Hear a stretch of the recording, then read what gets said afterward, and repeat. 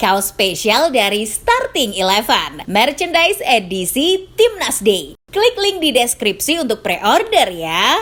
When they're down, when they are tested, they find a way to win.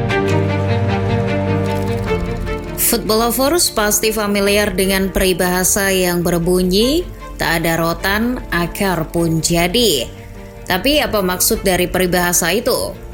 Pepatah itu punya arti bahwa ketika tidak ada rotan, maka carilah alternatif lain yang serupa. Akar dalam hal ini berfungsi sebagai pengganti rotan dan diharapkan memiliki kebermanfaatan yang sama. Peribahasa tersebut kini sedang digunakan untuk memaknai foto Erick Thohir dan salah satu pemain keturunan yang kabarnya akan segera memperkuat timnas Indonesia, Eliano Renders. Dari nama, kalian pasti tak familiar dengan pemain yang satu ini. Benar, karena Eliano adalah adik kandung dari bintang AC Milan, Tijani Renders yang juga punya darah Indonesia. Tak ada Tijani, Eliano pun jadi.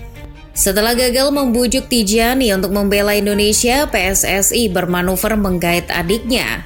Toh secara fungsi mereka hampir sama. Bahkan bisa dibilang Eliano lebih berguna bagi timnas Indonesia. Benarkah demikian? Namun sebelum itu jangan lupa subscribe dan nyalakan loncengnya agar tidak ketinggalan video terbaru dari Starting Eleven Story. Sebelum membahas kenapa Indonesia harus bersyukur memiliki pemain sekaliber Eliano Renders, kita akan mengulik sedikit tentang garis keturunan pemain PSSI Zwolle ini. Berstatus sebagai adik dari Tijani Renders, darah keturunan Eliano tentunya sama dengan sang kakak. Darah Indonesia, Eliano mengalir dari sang ibu yang dikabarkan berasal dari Ambon, Maluku. Bahkan, ibunya masih memiliki nama marga asli Maluku, yakni Angelina Leka Tompesi.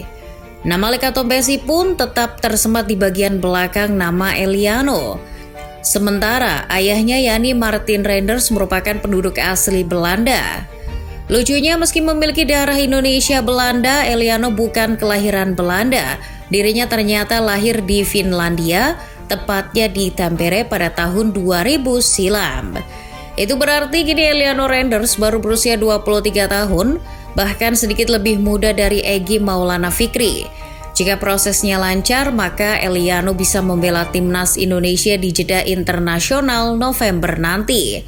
Proses naturalisasi Eliano akan dikerjakan bersamaan dengan proses naturalisasi Miss Hilgers. Darah Indonesia boleh mengalir dari sang ibu, tapi talenta sepak bola yang dimiliki Eliano Renders saat ini merupakan campur tangan dari sang ayah, Martin Renders. Iya, Martin merupakan mantan pesepak bola profesional yang eksis pada akhir 90-an hingga awal 2000-an. Tercatat, ayah dari Eliano tersebut pernah membela beberapa klub Belanda seperti FC Den Bosch, SC Vindam, dan PSSI Zwolle. Tak cuma itu, dirinya juga pernah abroad ke Finlandia dan membela FC Jokerit dan FC HK pada awal tahun 2000.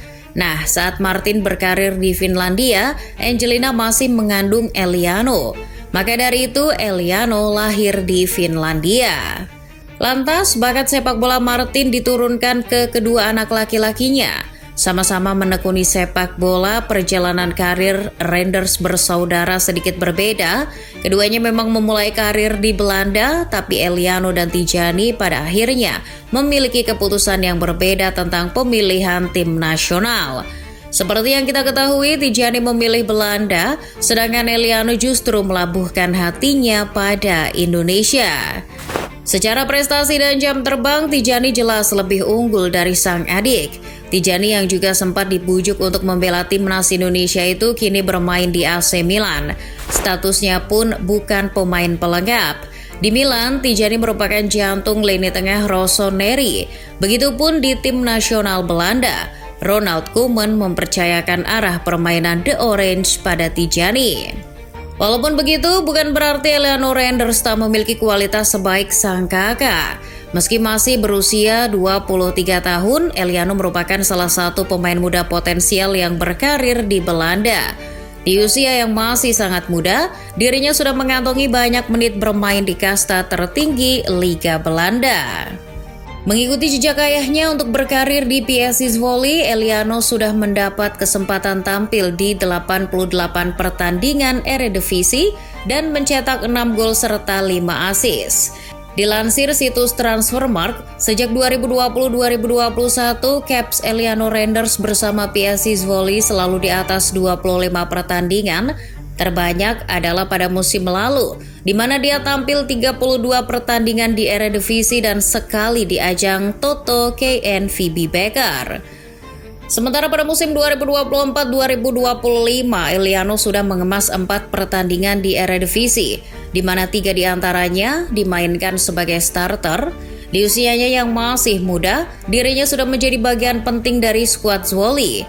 Posisi aslinya adalah bek kanan, tapi peran Eliano di skuad asuhan Johnny Jansen lebih dari itu. Meski begitu, tidak selamanya Eliano menjadi pilihan utama di skuad PSV Zwolle. Pada musim 2022-2023, dirinya sempat dipinjamkan ke FC Utrecht U21. Beruntungnya, Eliano berhasil menunjukkan perkembangan yang signifikan di bawah asuhan dari JK Lezik yang juga dikenal sebagai mantan pelatih PSM Makassar. Di musim tersebut dirinya mencatatkan 35 pertandingan dan mengemas 4 assist di kasta kedua Liga Belanda. Secara tidak langsung, Kalezic berperan penting dalam perkembangan Eliano sebelum akhirnya menjadi pemain utama Zwolle. Di lapangan, Eliano termasuk salah satu pemain yang mobile dan bisa bermain di berbagai macam posisi. Selain bek sayap kanan, dia mampu berperan sebagai bek kiri, gelandang serang, winger kiri maupun kanan, bahkan striker jika tim sedang membutuhkan suntikan tenaga di lini depan. Secara statistik, dirinya pernah bermain di semua posisi kecuali penjaga gawang dan bek tengah. Wajar, kiper adalah posisi yang membutuhkan keahlian khusus, sedangkan bek tengah bukan posisi yang ideal untuknya. Karena Eliano merupakan pemain berpostur pendek, dirinya memiliki tinggi 168 cm. Mungkin apabila dibandingkan dengan pemain keturunan lainnya, Eliano adalah yang terpendek. Namun postur yang kecil berhasil ditutupi oleh mobilitas dan fleksibilitas yang dimiliki Eliano. Tak heran apabila Sinteyong tetap demen sama pemain yang satu ini, karena postur bukan kekuatan utama dari gaya bermain pelatih asal Korea Selatan itu. Justru sebuah fleksibilitaslah yang jadi atribut favorit dari mantan pelatih timnas Korea Selatan itu. Hal itu bisa kita lihat dari pemain-pemain pilihan STY di timnas Indonesia. Hampir semua pemain pasti bisa memainkan posisi lain di luar posisi aslinya. Contohnya saja Nathan Choaon yang bisa bermain sebagai bek kiri, bek tengah dan gelandang bertahan, atau Witan Sulaiman yang bisa bermain sebagai gelandang serang, sayap kanan maupun kiri dan penyerang bayangan. Lantas, ketika Eliano memiliki kemampuan bisa bermain di berbagai posisi, bagaimana gaya bermainnya? Layaknya sebuah mesin, Eliano ini punya beberapa mode. Pertama, mode bertahan, kalau dirinya bermain di sektor pertahanan. Lalu mode menyerang yang tentu saja akan dipakai ketika dimainkan sebagai sayap, dan mode kreatif jika dimainkan sebagai gelandang serang. Saat bermain sebagai bek, dirinya akan menggunakan mode bertahan. Ketika bertahan, Eliano bukan tipikal pemain yang doyan tackle kayak Aaron Wan-Bissaka. Eliano lebih suka mengandalkan kecepatannya untuk mengimbangi lari pemain lawan, lalu mencari momen yang tepat untuk merebut bola.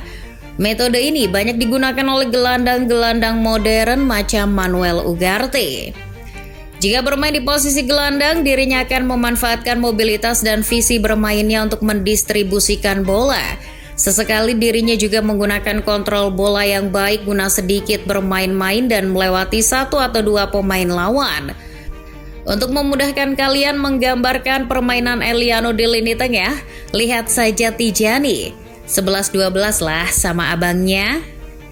Menariknya, meski memiliki fleksibilitas tinggi dan teknik olah bola yang tinggi, Eliano belum pernah dipanggil timnas Belanda kelompok umur. Berbeda dengan sang kakak yang sudah pernah membela Belanda U20. Anyway, keadaan Eliano yang belum pernah membela Belanda jadi keuntungan tersendiri bagi Indonesia, Pemain yang serba bisa sepertinya tentu akan sangat berguna bagi timnas Indonesia. Beruntungnya timnas kita yang jago ini punya pemain macam Eliano.